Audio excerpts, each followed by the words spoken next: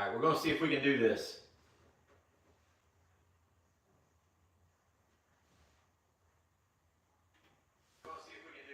All right, hopefully we don't get the echo. I just muted that.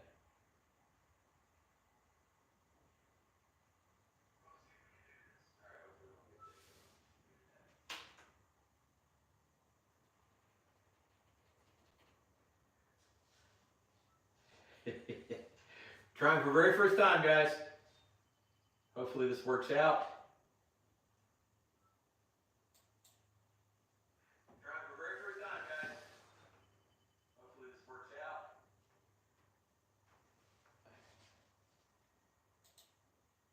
There we go.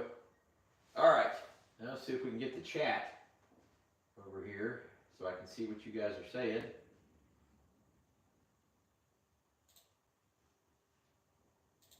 Chat.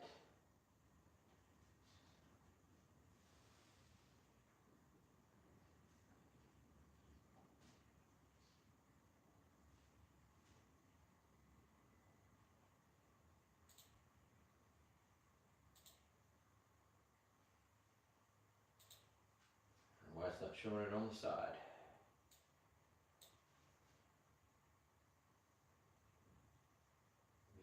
Maybe. There we go. All right. Howdy, everybody. Welcome back to Barr Run Forge. It is indeed 6:30 p.m. Eastern Standard Time, and you are here with just Troy tonight. We're not going to crank up the forge. I'm trying to watch over here on the laptop. We decided to go ahead and try with the phone. I hope this goes well. We're trying to get a setup in here so where we can do lives. If you guys can hear and see okay, let me know. Very nice shave horse. Now we get a horse to shave. All right, I'm going to try to get this thing a little bit closer so I can see what I'm doing. And as you can tell,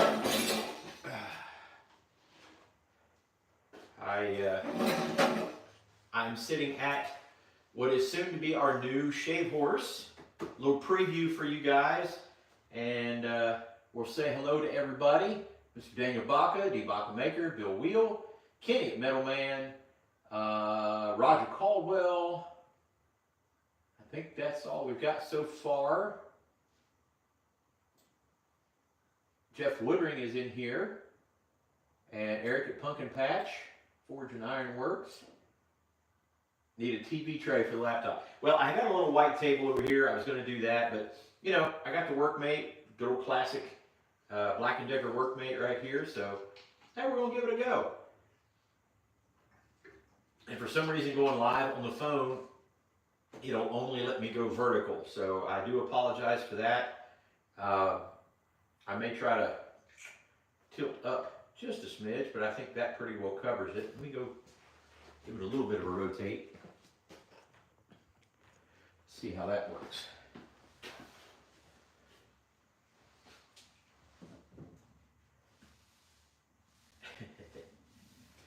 Hopefully you guys can hear me. It's the times we live in. The new GMC ain't making it to the gathering, but the new Toyota will. Good to hear. Good to hear. And speaking of the gathering, we are just 2 weeks away from the gathering. So there's a lot to get done. This item is one of those things that I have dedicated myself to making sure it gets done, because it's going to be kind of the focal point of the green woodworking shop. So it's kind of important that it gets done. We are about in the 90% range of completing it. I've got all the pieces here. The bench itself is really, really close to be done. I've got the dumb head shaped out. I need to kind of finish its finish. I don't want the sharp edges right there. So it's got to get a little bit more shape to it. I got to cut the bottom off now to know the exact height that the shave horse is at. The riser is done. The plank is pretty good, pretty much where I want it. Again, there's a couple places where I just kind of want to ease the edge down a little bit, and then I'll have to put the dowels in. I've got the treadle, the foot pedal for the dumb head. So you'll be able to push that down at the bottom, have a pin running through it. So that's ready to go. It's just a matter of really, I got to drill a hole through here, put some dowels and pins in, shape this up, and it's ready to go. So I've got the seat pretty well the way I want it. And you guys can tell it's a pretty good sized shave horse. And really, it's one of those things that this is a kind of a cool preview. I have always wanted one of these, and I'll just give you a little heads up. I'll probably do a full tutorial on this and review. And part of the reason why I went ahead and made it without a video on it is I have a friend at church who he wants one as well, and he gets a lot of slab wood. So what I'm going to do is have this one sitting here, and we're going to make his in a similar way to mine, but mine's going to have a little couple extra features on the back side of this back here. It is not chainsaw carved. I did, however, use a pretty specialized tool on a couple occasions. The plank itself is about 3 inches thick, and this is Osage. My intent, and I know some of the folks are going crazy, I used a whole big bunch of Osage just for this thing. This thing is a forever piece. This will be a hand-me-down to generations as far as I'm concerned. It's not going anywhere. It's longer than most of them because I've got a plan for the back. But this is all out of 2 pieces of Osage, about 3 inches thick and about 12 inches wide or so. I've made some adjustments to it, but it was sawn at the Ohio Valley Antique Machinery Show. I took 2 big logs down there and they sawed up several pieces for me. These 2 pieces are part of that log. And I was able to get the dumb head and the plank, the riser and the feet out of one, and then the bench out of another. And I did use, Harbor Freight Hercules sells a timber framing attachment for a circular saw that you can put. It's a chainsaw attachment. So it's called a beam saw. And on a couple occasions on this, I used circular saw, I used a sawzall, I used a hand saw, I used chisels, I used draw knives. I've used a whole bunch of tools, but not chainsaws on this. So I need cup holders. Kenny says, looks like it's made from Osage, and it is. I need an ice box in here for the Moxie. Yeah. So hard nails can't penetrate it. Stay perfectly straight. Osage, you gotta have it. Gotta have cup holders. Well, anyway, this, I'm so excited about this piece. Again, I gotta cut some of the bottom of the dumb head off, the lever of the dumb head, shape it a little bit, make it a little bit prettier. Kind of clean this up, put all the dowel pins in. It's ready to go. I'm just super excited. And then, like I said, there's a little something extra we're going to do on the back of it. But this is just so cool. I'm thrilled to be able to be here in the Green Woodworking Shop. What a cool backdrop to be able to do a live stream from. Hopefully you guys can hear okay, see okay. Again, this is kind of an impromptu. Those of you who've been asking about Mamaw and about Eli, Mamaw got home, my mom got home last night from her surgery in Louisville, and she went in for surgery on Monday, got home last night, Wednesday night. Very, very long surgery. Took about 9 hours, I think it was. So I got home late Monday night. Then Eli had his knee surgery on Tuesday morning. So we got up early, went for him to have his knee surgery done. Everything went well, but I will tell you, Eli's knee, it was bad. The doctor, he kind of shook his head and he said, "You did it upright." So hopefully he can recover. It's going to be a long recovery. So for those of you coming to the gathering, Eli will most likely be in a chair the majority of the time. He won't be mobile a whole lot, but he'll be here, and which means, and again, Mamaw, there's going to be a lot less coming from her end as well. We're not expecting her to do any of the cooking. She's already trying to make her way into doing some baking and things like that, and we're just, no. Her surgery was pretty extensive, so we're going to hold off on having her do stuff. So it's going to be a lot to do in the next 2 weeks, plus keep track of everybody and to keep everything in line and get everything in order for the gathering. So keep us in your prayers. A lot to do between now and then, the next 2 weeks, and there's follow-up appointments. Michelle has appointments and doctor's appointments. There's just a lot going on. But we're blessed to be here. We'll check out some of the comments here. Padded backrest, yeah, I'm sure we'll try to make sure of that.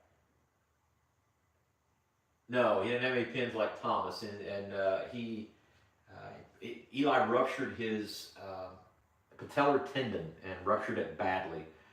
There wasn't a whole lot left to do, and they had to do a lot of work to put it all back together. So he'll be completely immobilized, I think, until about next Thursday or Friday. And then he'll actually go put a little bit of weight on and start a little bit of therapy and flexion. But he's going to be, that leg is going to be straight until next week. So it's been a challenge for him. And so we're praying for him, making sure he recovers as quickly as possible, which also means he's not going to be able to do his week of church camp, which I know he's very disappointed about. So I'm going to step in. It's a week of camp I've been doing for several years now, and we were going to just switch weeks, but then we found out his recovery is going to be a lot longer. I don't know that he's going to be able to even do the week that's at the end of July. So they're talking months of recovery for Eli. And Mammals is going to be a little bit shorter recovery, but it was a pretty serious deal. Glad to get her back up and going, though. But yeah, it's just great to have you guys in here. It's going to be a long, as the saying goes, a long road to hoe. Road to hoe. And he's a big tough guy. Hopefully we'll get him back on the mend, and same as Memo. Free power wheelchair on Craigslist today. Yeah, I've actually talked about maybe, trying to locate a golf cart or something like that. We're going to try to find a really comfy spot for him in here for the gathering, and keep him comfy in here, and make sure he can kind of chill out with us, because I know he doesn't want to miss it. I actually, before I started, I did a lot of cleanup. For those of you who've ever worked with Osage, it does look like Big Bird blew up in here. I took part of this outside to do. I bought one of those shaper discs for an angle grinder, and man, it threw chips everywhere. I'm so glad I didn't do that in here. But at the same time, there's still a whole bunch of sawdust and shavings, and then we've been working on the miter saw station, and it is 99.9% complete. It's functional. It's completely functional, but there are some trim pieces and some dust collection that I need to add to it. We sprinkle the flux. That'll heal everything, right? Put some flux on it. But anyway, we've been working on the miter station and got it trimmed out, and man, I'm just so excited about it. Today, this past week, one of the elders in our church went with another ministry group to this gentleman's house who unfortunately is in the beginning stages of Alzheimer's, and he had a really neat workshop down in his basement, and he made the decision, or he was helped to make the decision, to donate most, if not all of that, to this ministry group, because they do a lot of woodworking, stuff to repair things like that. So they were able to get some of those items. He had a really, really big kind of high-end dust collection system in his shop. The guys from the ministry group said, we don't have a use for it, but we know somebody who might. and I was just getting ready to start doing dust collection in here, and was kind of gauging it down. Like, I really don't need a great big dust collection system in here. And then we found out that this gentleman was giving it away. And so today I tried to get hands to go with me to help lift it out of there, because this thing is a monster. And we'll do some recording on it as well, show kind of the installation, final installation on it. But man, oh man, it is such a hey Brian, how are you? Such a cool thing. And on top of all that, as he was going through there, and it was really difficult. I was trying to be very respectful of the situation. This guy accumulated this stuff over 30 some years, and just not to be like, hey, can I have that? Hey, can I have that? And the other gentlemen that were there were friends of his, and they were like, you need to let somebody use this stuff. He's been moved into an apartment, so he can't. So it was a hard thing to do, but at the same time, I was trying to encourage him and let him know, hey, it's going to good use, and it will be properly taken care of. And so anyway, can't wait to see that shave horse up close. It looks great. It is a beast, let me tell you.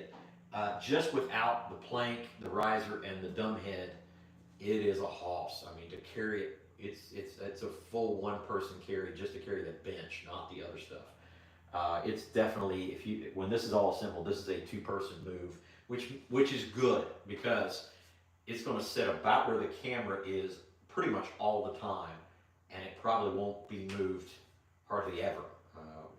It'll be a rare occasion where it'll go somewhere, but that's kind of the focal point in the green woodworking shop. Will be this shave horse over there.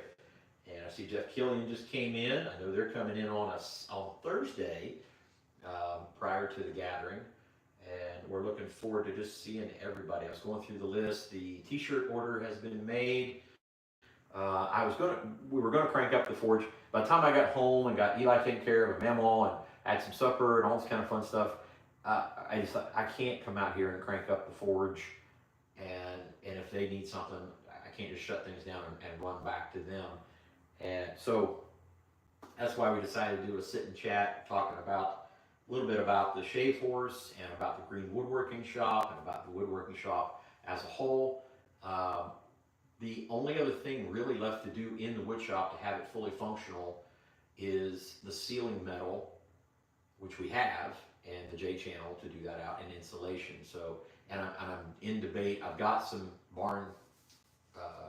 pole barn insulation that I did this area and that area with, but it's just kind of hard to handle and to deal with. So I may just blow in insulation over the top of those two pieces. But now I have a circuit to run for the dust collection, and I have another circuit I was already planning to run, and then I have another electrical circuit that I need to run for the HVAC. So there's still a little bit of electrical work to do to finish up all of this. The metal in the fab shop, other than that one wall, which I need to order tomorrow, is done.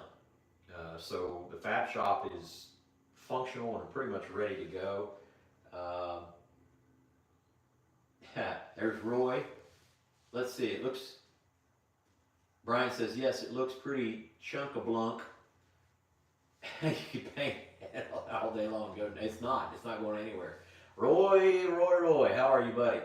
And everybody's saying hi to Roy and Jeff and everybody else. But it's exciting, guys. I've been looking forward to this for such a long time, and we probably are not going to get, the soffits are not complete. We're still waiting on insurance to take care of the soffits on the outside of the building, and we've already put in to have them take care of the siding that was tore up on the west side of the building, but I haven't heard back. If I don't get the siding there, it's going to be a lot harder to put the HVAC out there, because then I'll be trying to get holes in metal in the middle of a piece of metal, and I don't want to do that. I'd rather just drill a hole, punch it through, be done with it. So anyway, but if things go well, we might be able to get it. All done prior to that. I started painting on the front door It needed to be painted black and put the weather seal on it, so it's taken care of. And there's a few odds and ends that just flat out need to be cleaned up. We moved the plasma table over here, and I got to clean the slats up, throw some new water in. Unfortunately, now that Eli's down, he's going to kind of be a little bit out of commission. I'm going to try to help him as much as possible to do some stuff in here when he gets to where he can move around. Roy says he's just under the weather. Well, I hate to hear that, brother. Thank you. And this is the green woodworking shop. This is the section of the woodworking shop where basically no power tools are used. I did use, making this, I did use a few power tools. Like I had the drill to drill for the holes to peg the feet, the legs in. And other than that, you know, I used the draw knife and the plane on the seat, and you know, I cut some of this stuff out with that beam saw, which is basically a chainsaw bar on a circular saw. And if you're doing pressure treated posts or something like that, I can't even begin to tell you how cool that is to not have to cut, rotate, and cut. Say on a 6x6 or something like that, you just mark the line, cut. It's super, super cool to be able to do that. But yeah, it's such a cool thing to actually just be sitting in here. And I do catch myself on occasion just sitting.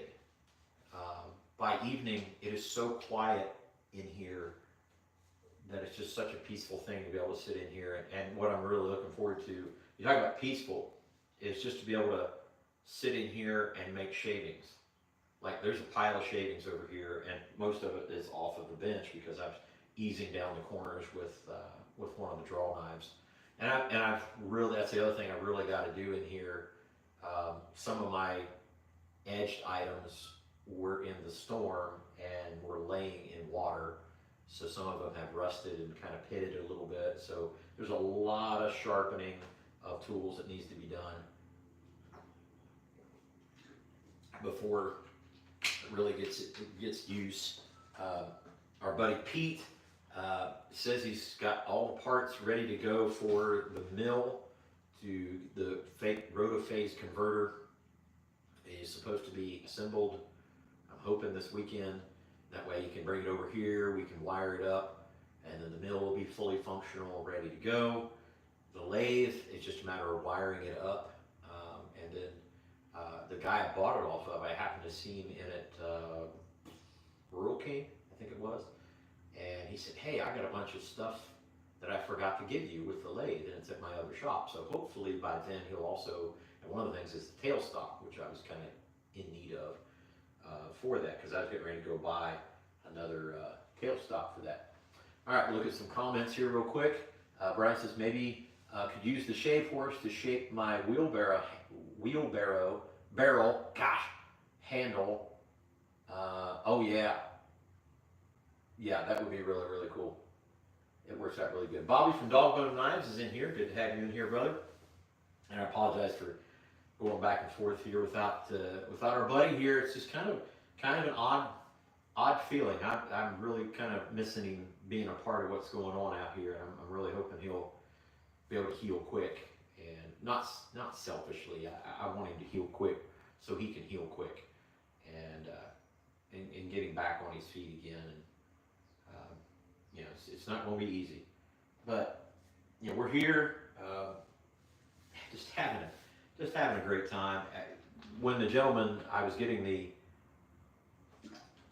dust collection off of, again, kind of a sad story. You know, he's dealing with the Alzheimer's, and he was kind of getting confused about a few things, and you know, we were trying not to agitate him about. I mean, again, this is stuff that he has collected and utilized for years and years and years. And now some stranger walks in and just starts taking it. So, you know, we kind of joked around a little bit and tried to be lighthearted about things. And when it was all said and done, he had a good friend there with him. The guy's been his friend for a very long time. And he basically was, you know, having to talk to him and say, you know, you gotta let this stuff go. You're you're in an apartment, and you're not going to be putting these things up. You're not going to be doing with these things, and you know, just those harsh realities of things, and you know, trying not to act like some sort of scavenger in this guy's home. So when it was all said and done, he and his friend had some chats, and they would find stuff and say, hey, he could probably use that. And so not only did I get the dust collection system, there was some other really, really neat pieces that I was able to utilize and get in the trailer. There was a whole rack of lumber, just dimensional lumber, you know, 2x and things like that, that I just couldn't get. There was probably, I don't know, $1,000 worth of construction lumber there. I mean, I couldn't get it all. I was that dust collection system was so heavy, so stinking heavy. And by the time we got loaded up, and I didn't have help to really, and they were older gentlemen that were there, so you know, I didn't want to try to push them any. So it was all said and done. We were done, and then I got thinking, oh man, I got to come here and forge tonight. My back and shoulders and stuff are just, it's better for me just to not do it, the smithing tonight. So I set up the shave horse here, or the Schnitzelbank. How many of you guys know? It's not just called a shave horse. It's a particular style of shave horse, and it's called Schnitzelbank. Now, can anybody tell me what the other style of this piece of equipment is?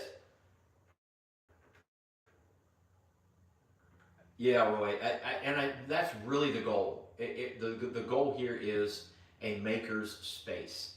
And I want to have people come to this space. You know, the gathering, I've never been more excited about the gathering than this year because of that. Because, you know, guys like Brian, who are not necessarily into forging, but they can walk into the wood shop here and just be like, yes, this is, and not just, okay, well, I can go work on the scroll saw or the bandsaw or, you know, those things. I can come out here and I could grab a block plane or a shape or a draw knife or an adze or something like that, and I can just go to town. I can do the thing, and or you know, I do milling or those kinds of. I can go in there and weld. I can go in and do that kind of stuff and fabricate, or you know, you got the plasma table in there, and so really not just the forging side of things. So be able to, if you're a maker of pretty much any kind, I want this to be a happy place, a space where you just feel so comfortable just coming in and just working and enjoying it, or just watching people do the work. And obviously, I don't have all the tools that I would like to have in here. You know, I've been eyeballing joiners and planers and a good solid wood lathe. I think what we're going to do with the one that Roger and Jeannie so graciously gave us is, I think we'll probably bring it in the green woodworking shop, and I'll probably make a wooden stand for it, kind of a rough lumber wooden stand for it. I may make it a treadle lathe. I'm not sure. Or I may just get a simple basic motor. The motor that was with it, we took it to a motor shop, and they said, yeah, we really don't feel safe about repairing it or putting it back into use. So I did find an older motor. I may just set it up like that. I've got the big old drill press in here that used to be on a line shaft. So this wall over here is just basically going to be for the old, I don't want to say non-functional, but these tools will probably never get turned on, and they're just beautiful pieces of old work, and I'm going to have those over here just for that. The only real power tool I have in the green woodworking shop is the belt sander, and eventually, hopefully, I'm going to try to get it out of here, but it's only kind of in the green woodworking shop. So, but I want to keep this space just for that. Yeah, Roger, I really do think it would be really cool as a treadle lathe, for sure. Your question was thought a shave horse was a shave horse. Well, there's a couple different styles of shave horses. Again, this is the German style of shave horse, And in the German, they call it Schnitzelbank, which means shave bench, shaving bench. So bank is bench, and schnitzel. If you ever had schnitzel, it means sliced or shaved. So Schnitzelbank. In fact, there's a fun song about it. When I do the video on this, we're going to sing or play the song that goes along with the Schnitzelbank. The other one that nobody's come up with, there is a different style from England, and if that helps anybody, if you don't know the difference, so the Schnitzelbank has what's called a dumb head, and that's this T-looking thing that goes down through the center. So on a Schnitzelbank, you mortise out through the plank and through the bench, and then you put the dumb head shaft through with a treadle on the bottom. But then the dumb head is what it's called, is this T-shaped piece here, usually all out of one piece, and I'll shape it a little bit to make it look a little better, and so it doesn't mar the wood when it comes to clamp down. And then you push on the treadle, and it pinches it. It'll pinch it down onto your work, down onto the plank. The other one is the English version of this, is where you have levers on either side and a long or a wide treadle instead of the long foot pedal, and the pedal on either side has a bar in between. It has its point in between. The big advantage to the Schnitzelbank as compared to the other one, which I'm going to tell you what kind that is here in just a minute, is that you can bring the work in from the side, from either side. And if you have a long piece and you've got the other style, which has just the braces on either side, you have to bring it out and slide it in this way. So if you're going to switch it around, you have to pull it all the way out and turn it around so you can draw on the other side. Whereas with the Schnitzelbank, if you have this piece in here and you want to shave the back side of that, you just pull it out, flip it around, and then you're right there. So I do like this style a little bit better. So has anybody figured out what that other style is called yet?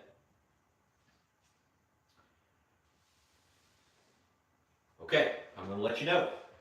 The other style of shave horse is, and it's a English style of shave horse, is called a bodger's bench. A bodger's bench. Others will call it a boyer or a bodger, depending on what particular part you're from. And the bodger's bench actually has those two side panels, which means you don't have to drill, you don't have to mortise out the center. You just have to drill a pivot point, which I'll have to drill a pivot point on here and put a pin in. And I'll probably drill a couple holes on this, so you can have variable heights to get different size wood in there. You can't fool my Google on my phone, he says. So anyway, this is why I do like this style a lot better. And again, once we set this all up, I'll probably have like a tool bench off to the side that'll have the tools that I want to use. It'll probably have a lot of either chisels, mostly draw knives. That's the majority of what you'll have here. You'll have draw knives, spoke shaves, and other kinds of drawing tools that you'll pull towards you, or you can actually back shave or back ride at there. I don't know why that just came up. All right. Should have remembered that. Bodgers were green lathe operators, so it makes sense. There you go. So yeah, bodgers made things like chairs and things like that. The term bodger has a lot to do with what they refer to as boyering or doing that style. But anyway, this is not a bodger's bench or a boyer. This is a German style Schnitzelbank. Yeah, how about that? And now you know exactly about it. So this one here, it's 12 inches wide, but that's too wide to sit on.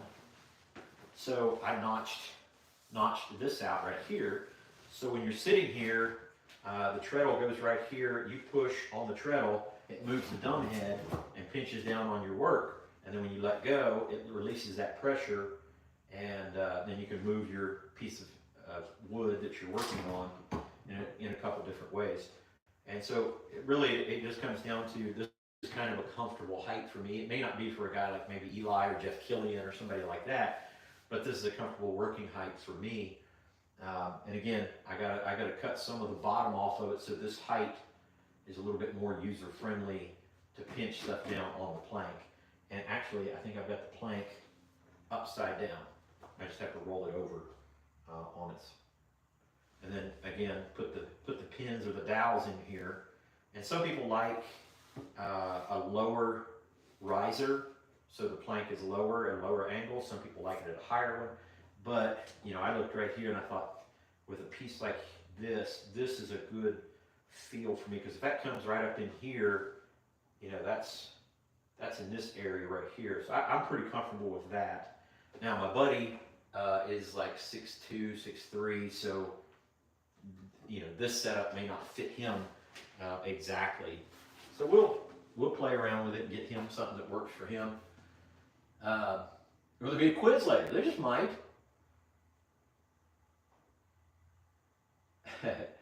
But anyway, yeah, there's the shave horse, as some people call it. And I've got, like I said, I've got a kind of a cool plan for the back side of that. If you guys have ever used a workmate from Black & Decker, that's what this is.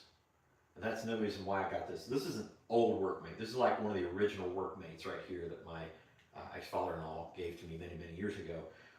And I have used it. It's time for a restoration on it. I need to do a full tear down and redo a lot of things, put new vice boards in and stuff like that. But this is this. And you can add things to it and put different kinds of tooling on it. The back part of this shave horse is going to be for essentially like a hardy hole. And that's basically what I'm going to do down at this end, because I want to be able to utilize this for a chopping block for when you're carving, say, spoons or things like that. And then also to be able to put a carving mule on the back here. So there's different kinds of carving blocks that you can put on here. And I want to be able to utilize that space to basically just to be able to, if I'm going to carve back here, I can just turn around and utilize that space, or stand on the end and chop. So there'll be a chopping block to be able to be inserted on the back of it right there. Or if I'm working on a bowl, I can just turn around, wedge the bowl in here, and clamp it in and work on the bowl if I need to. So I'm excited about that. And that's no reason why I made it out of Osage, legs out of Osage, and just to make it as beefy as possible, I'm actually going to forge some leg braces and ties. So I'm going to brace the legs so they don't splay out. I did put a very steep angle on them, but I did put an angle on them. So I'm going to brace this way and then turnbuckle it up to the bench so it doesn't go out this way. Just keep everything nice and sturdy as far as the legs go. I'm not worried about the bench because you know, it's 3 inches thick and it's not going anywhere. It's the legs that are the kind of the key point to that. Am I going to hinge the riser or leather strap it? Hinge the riser. No. The riser, which is this piece right here, is actually going to be, the risers are stationary. Now some people will leave them movable, but they'll put a hinge on the back, so if you needed to change the risers, you could. I'm comfortable with this, and I want it as solid and sturdy and stable as possible. So once that riser is in place, the plank and the riser and everything will be doweled to the bench, and it'll be doweled on the back. So it'll be pinned in. This will be solid as it can possibly be. I'm not going to change height on this. That's the only reason why you would hinge the plank on the back, so you could change your riser height. And some people will actually do that, where you can move the riser block in, so you can see that, or they can move the riser block all the way out. And that changes it a little bit if you wanted to. I myself, like I said, I've got a spot in here that I think is ideal, and I'm going to lock it in with pins and dowels, and that's the way it's gonna roll. So yeah, they'll have 2 dowels will be drilled through the plank on the back and doweled into the bench, and that'll be solid. They won't be glued in; they're just going to be friction fit. The riser will be doweled to the bench, two dowel pins there down, and then to the top, I'll go in between here in the center, and there will be a dowel that goes down through in between the center point down to the riser block. So it'll be doweled to the bench, and then the riser will be doweled to the plank, and the plank will also be doweled in the back to the bench. So this thing is going to be monster solid. It's just going to be so cool. And once I figure out what's going on in the back, I don't think I'm going to have to add any additional leg bracing on the back. I'm going to do the same thing I was talking about, where the legs are like this, is to put a forged strap in between the two, and then turnbuckle it up to the plank itself to hold it all in. I think I understood what you were saying, Roger. Yeah. Like a big wheel seat. There you go. Exactly. Like a big wheel seat. But what I think I'm going to do is I'm going to mortise out a square and have a square out of the Osage sticking up, so the pieces that I put on, I can just set on top, that I'm not going to mortise through and try to have it fit down in, because again, I want to try to keep it as solid and sturdy as possible, where if I have the square that's sitting up, I can sit those pieces down on top of it, and it won't pivot, won't turn. So I think that's going to be the way I want to go with that as well. Like I said, I can use the chop, and if I find out that the chopping block is a little too much for the back of this, I'll probably just put the chopping block on make a three-legged stand for the chopping block, and that will be the only separate piece that I'll have outside of the shave portion. That's the beauty of doing it this way. Is this is such a multi-tool. This bench is the multi-tool of green woodworking. I've seen guys actually swap the dumb head out and put in a spoon mule, which is a vise that squeezes in like this. So if you're working on shaving spoons, it goes in and squeezes the shaft or the head of the spoon. So again, this can be swapped around. The pin is always removable. In fact, some people use a wooden pin. I'll probably forge like a rosette head on a piece of round stock, put a little taper on it, so it'll just go through either side, so I can pull it out, make the adjustment if I need to, put the pin back in, or again, if I want to make a spoon mule here and attach that in on top of that. So man, I just thrilled about this, and it's I got asked the question. So they said, well, once you get your green woodworking shop done and your regular woodworking shop and your fab shop done, you're not going to want to forge. And that's just definitely not the case. I mean, what I really want to do is, I'm sitting here thinking about the leg brace. I can go forge the leg bracing and the turnbuckles, so to speak, for this.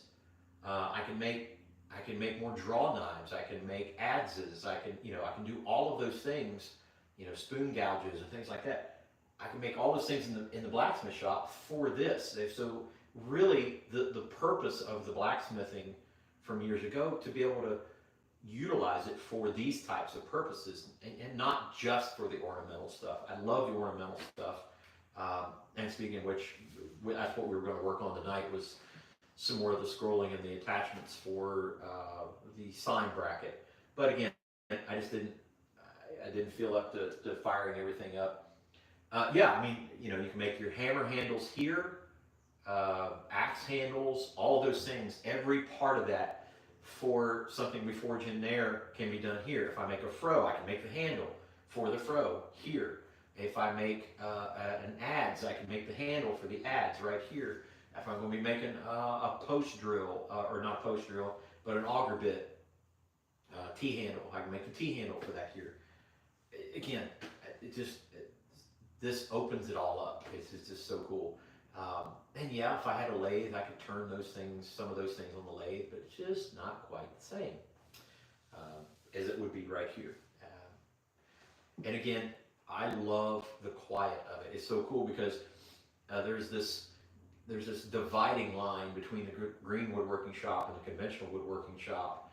And you go just inside the conventional woodworking shop, there's a TV on the wall. And I was watching movies in here the other day. And I intentionally, there's just, well, there are 3, 4 outlets in here, but I really don't pay attention to the outlets in here because I kind of don't plug anything up in here. There's Gary Graham coming in here. Howdy y'all, he says. But it's intentional. I don't want a bunch of outlets in here because I don't want to be tempted to just start plugging in power tools and doing it. I want to grab the hand tools and do the hand work in here. And if I want to do the power tools, I go in where the power tools are. So it's just such an exciting thing to me. Structurally in here, the only thing I really have yet to do, trim on the bottom of these planks down here, a baseboard to attach it to the wall, and then I have one brace to put over there, and then I've got some rough sawn lumber that I'm gonna kind of wrap the beams in here with the structural stuff to make it look a little bit more rustic in here. But that's it. That's really all that needs to be done in here. And then eventually to my left, where I'm sitting, is into the fabrication shop where the grinding area will be. And so one of the first projects we're going to do in here is a hinged barn door, a hinged door with some rustic hinges that I already have made. I've had made for a while. And so it closes those 2 pieces off. It'll close the 2 sections apart from each other. But you can pass through right now, and I really want that to be the case. So you can circle inside from the fab shop, the grinding area, through the green woodworking shop and the conventional woodworking shop into the milling area, all in a circle. You can just do that all. And then to be able to kind of close it off would be very helpful. The only thing I have to do out here is insulation and OSB on the outside. That's the one thing I haven't had time to do yet, but I got to move. I've got a whole bunch of industrial racking just on the other side of this wall that has to be moved out so I can put the insulation in and drop the OSB up against the framing. And then insulate and finish up there where the conventional woodworking shop, the back side of it, but these are just day projects to finish up. And the Blazing Saddles said on permanent repeat on the TV. That would be good. That would be quite good. One of my favorites for sure. Deep Creek Iron Works. Hey, hey, hey. Good to see another T-Roy in here. And just, man, oh man. It's such a cool thing. What's our time? 7:30. Again, we started 6:38, so we're not too bad. We've gone for an hour just kind of sitting here on the ye old schnitzel bunk. Yeah, if you, the sign in behind me here, and I think we've done a video in here before. My buddy Tracy, this was my Christmas present last year from my buddy Tracy, my best friend, and he had that made specifically for me. And when this wall went up, I thought, I know exactly where to put that. And we've talked briefly about putting a board here, or maybe even a TV to illustrate what's going on. But then I saw really the idea, the image in here that I really wanted was, no, this has to be a simple, clean area. The only thing we may do in here is put some of the antique tools on the wall that we may or may not use. I've got a collection of old wooden levels and some other, I've got 2 totes over there of antique tools, and I'm an antique tool, you know, it's an addiction. I love the old antique tools, and I don't even have to use them. I love using them. For example, I'll show you, hold on. I was using this one today on the Osage on the bench. And yeah, look at that bad boy. Isn't that beautiful? And so again, I need to pull this out. It did have a lot of rust on it, so I at least pulled it out so I could use it and cleaned it up. But it needs sharpened, and I did paste wax um, the sled for it, and it's just amazing how this thing has stayed just almost laser straight over the years. And I just love these old tools. So I'll set that there. That's the kind of stuff that I just absolutely adore. I love using those things. Yeah, yeah, and that's, you know, this one's this one's designed for leveling. This is a leveling plane, so you can see the distance that it covers and compare it to some of the other planes. You know, it covers a really big distance, which means when you're done planing with this, um, it's flat. There's no question about it that it is flat because it covers this major distance. So it has to be planed in this area. So because it's covering so much distance, it's going to end up very, very flat. So I, again, love tools like that. And that's the kind of stuff that's going to be in here, which I'm excited about. And I've got some carving tools that my family bought for me.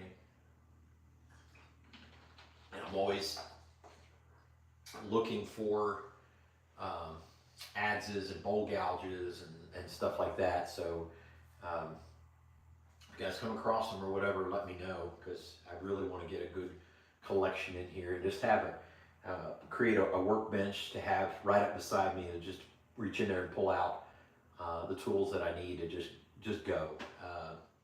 On the wall over here, I'm probably going to make a slanted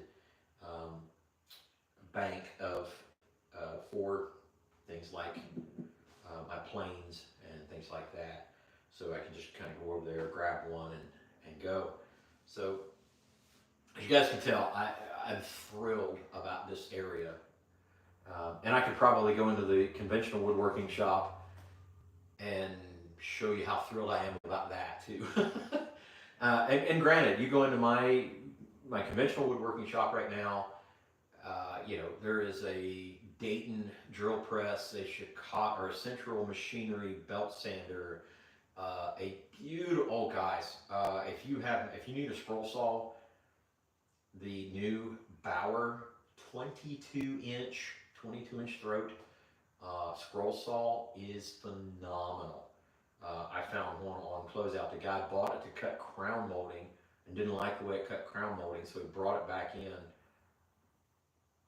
It's like a $300 saw, and I paid like 120 bucks for it. And I love it. Made a cabinet for it. I still got to trim it out, but man, what a cool thing. But, you know, there's a Bauer scroll saw, and then the next table over has got Roger and Jeannie's lathe on it that it's currently not functioning. I've got just a contractor saw, job site table saw, and I think it's a Cobalt. The Hercules sliding compound miter saw is phenomenal. It's fantastic. I would put it up against the DeWalt's and all the other ones any day of the week. Now, I don't know. I've never run a Festool or some of the other ones that have the, you know, the tight sliding, or what do you call them, articulating thing. But as far as a sliding compound miter saw goes, I'd put that thing up against any of the others any day. So, you know, I've got the miter station mostly complete, and I, you know, Craftsman bandsaw, things like that. I don't have the fancy name tools in there. It's not all a bunch of Festool, but I love the stuff that I've got here. Roger says Harbor Freight Heaven. It really kind of is. Brian's asking about a thickness planer. I don't have one, and it hurts my soul. And today is the last day of the sale for the Hercules thickness planer, which is a really, really good thickness planer for $349. But I just bought another tool, and I do, but I don't want to spend to get the thickness planer. So I'm trying to find Marketplace to try to find a thickness planer and a joiner. Those are the two things that I really, really want to get right now to mill my lumber down to start doing the work. I've got rough sawn lumber out here on the storage area, but I did some hickory to trim out on the miter saw station. I had to take it over to my buddy Tracy's house because he's got a thickness planer and a joiner. I had to take it over there and spend hours over at his place making sawdust when I could have just had it here. So a thickness planer, I know the Bauer or the Hercules is a better thickness planer because, first of all, it's made with more metal and harder plastic, but it's a 3-blade as opposed to a 2-blade. The Bauer thickness planer is a 2-blade planer, and the Hercules is a 3-blade. Now, if I saw the review on the Hercules thickness planer, and they did the specs on it and looked at it very, very closely, and it is almost identical. I mean, when I say almost identical, I mean really, really, really, really close to the DeWalt. I'm trying to think what the number is, maybe the 734, something like that. Anyway, and you can get a helical head for the DeWalt. I'm pretty sure you can get a helical head for the Hercules. If you could get a helical head on the Hercules thickness planer for half the price of the others, I don't know why you wouldn't. Yeah.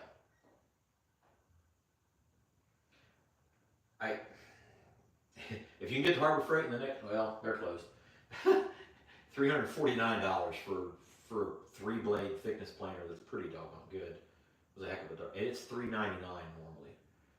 If you go to the DeWalt or some of the other ones, I think you're looking at $659 or something like that. Almost $700. Between $600 and $700 for that. So, I get it. I'm not saying that DeWalt's not a good machine. It's the standard as far as that goes. That DeWalt thickness planer is the standard by tabletop thickness planers and portable thickness planers go. But if you're on a budget, maybe the Hercules is the way to go. I don't know. Yeah, I mean, Jeff says he has the DeWalt. That's fantastic, man. And as far as joiners go, I'm fine. There's some old cast iron, Craftsman and some of those other joiners out there that work just fine. Really, a lot of it has to do with keep your knives good and sharp, and don't abuse them, and they'll work great for you. A buddy of mine's had a 6-inch Craftsman joiner for 40 years, 45 years, and he's put 2 sets of blades on it in 45 years. Works like a charm. Again, I don't see any reason why you couldn't do that and keep longevity up. I mean, crying out loud. That is probably the original plane in this plane, the knife in this plane. I'm very, very confident that that's the case. You treat the tools right, they'll last and last and last and last. Why would a piece like this last for 100 years?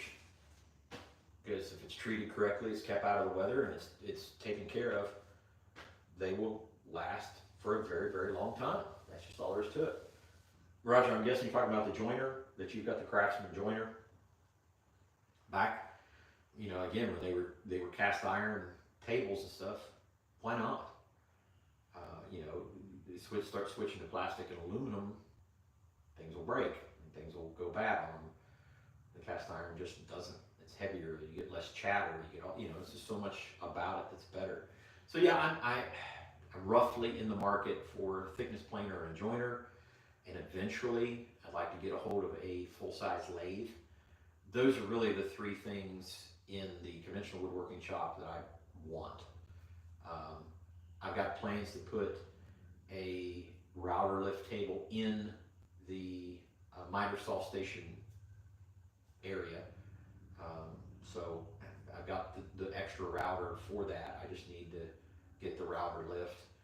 So, but I mean, all of that stuff costs money, and the shop has got to start producing things, and we do. I'm passing up projects right now, basically to get ready, get the shop ready, and get ready for the gathering. So there are projects right now that I'm telling people you're going to have to hold on, or I just can't right now. There's some blacksmith orders, there's some woodworking orders, some restoration orders. We've also found a niche in the shop of doing kind of resto mod. Um, I've had a couple of people, actually a few people, bring me kind of old antique things, and I'm like sandblasting them, I'm modifying them, putting them on, a little bit more decorative attachments, forging things to go with them, or attaching them to woodwork pieces, repainting them, coating them, making them better, or restoring them back to the original. Had a chance to do a really cool milk can, and as I was sandblasting the milk can, I saw we got down to near bare metal, and the one last layer had numbers and letters on the side and on the top, on the lid. And I started looking at it, wait a minute, I know these cans. And I asked my mom, who grew up on a dairy farm in the 50s, and she said, yeah, you're exactly right, you know exactly what that is. And so they had a letter and a number on the side, and then they had a number on top of the can, on the lid. And what I assumed what ended up being correct. So the first letter was letter of the county, and then there was a dash, and then there was a number, and that was the farm number. So the farm number was what on this case was H74. In their case, it was Hamilton County, Hamilton 74, and on the top was the can number.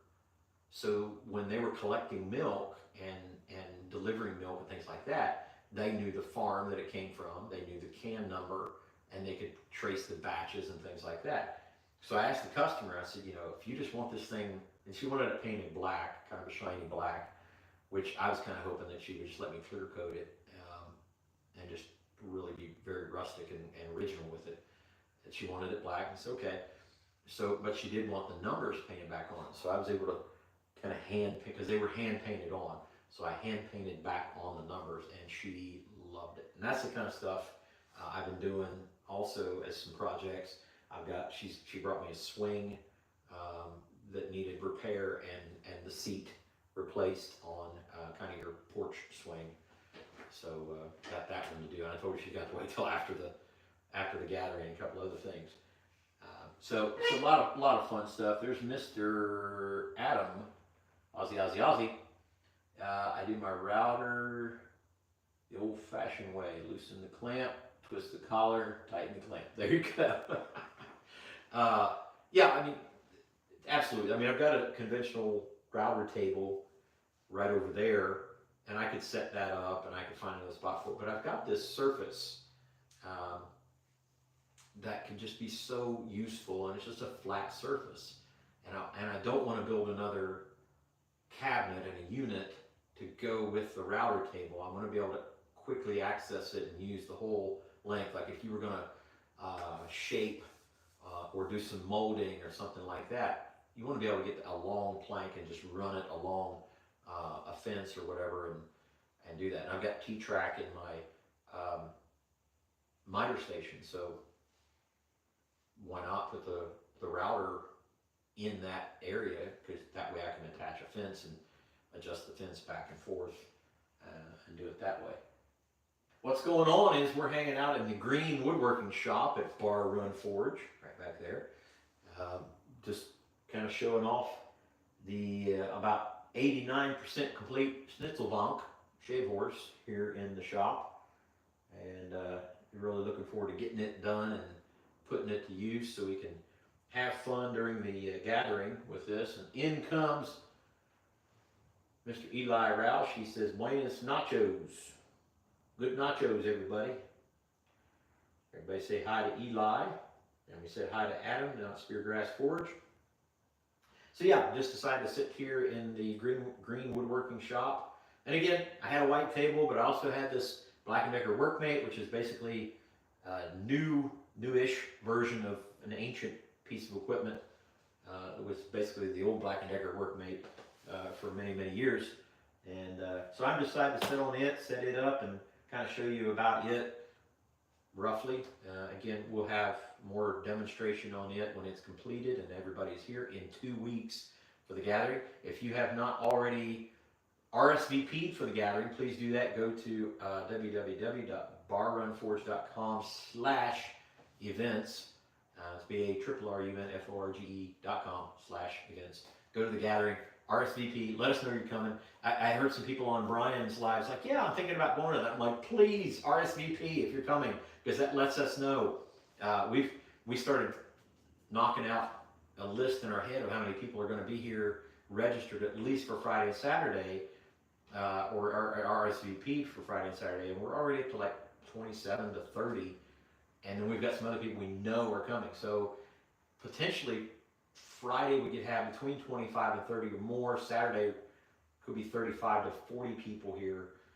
So we need to know for food, because we've got a lot of food to prepare, and we don't want to run out. That'd be just a terrible thing to do, is to run out. And that also tells me like how many blacksmithing stations to set up and things like that. So yeah, if you are coming, you haven't RSVP, please do so. Or if you know somebody else who's coming, have them RSVP. The blacksmith, the gathering bundle, we've already ordered. We already ordered the T-shirts, right, Eli? We ordered the T-shirts, so it's too late for that.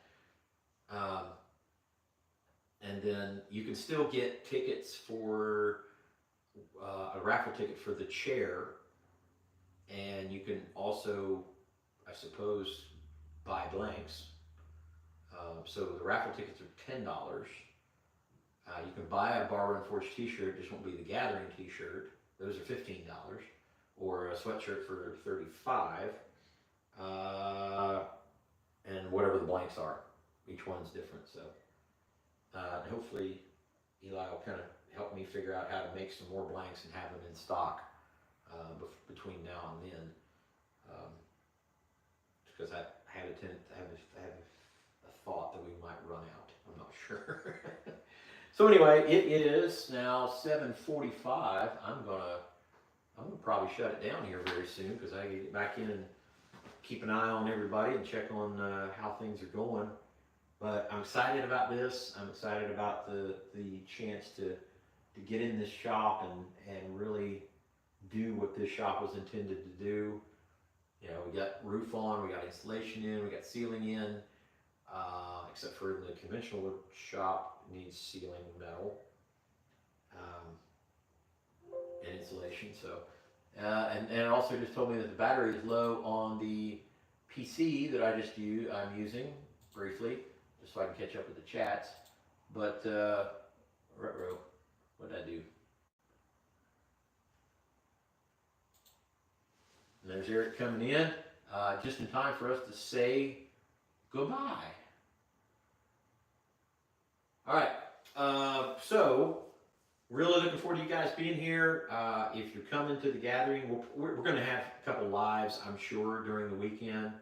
There'll probably be photos and video and all kinds of fun stuff. Going to be a great time.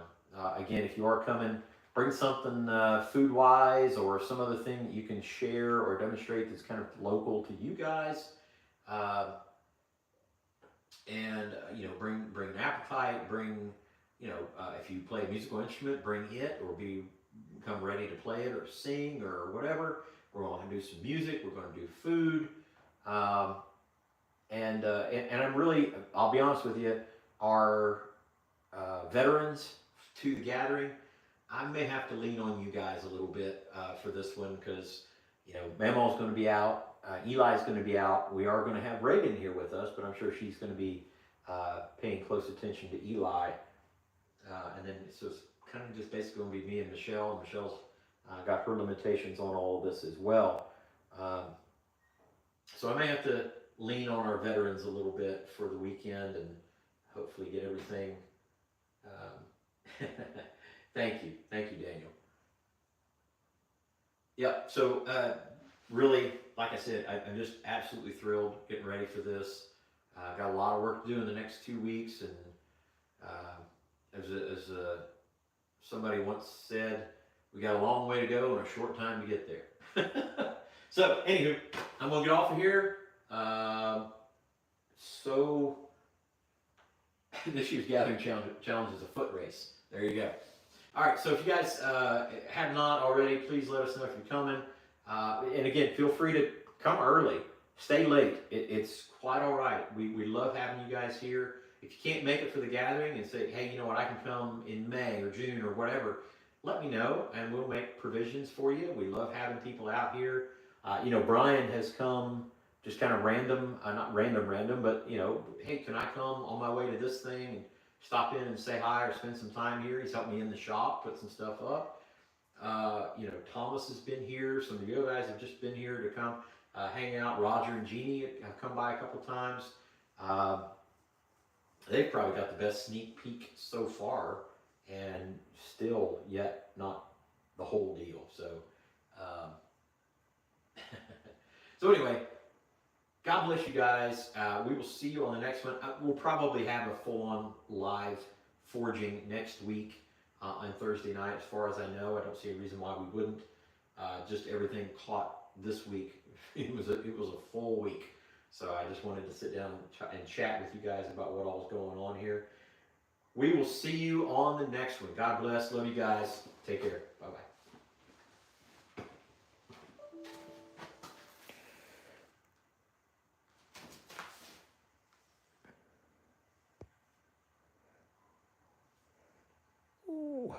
I don't know how to end it.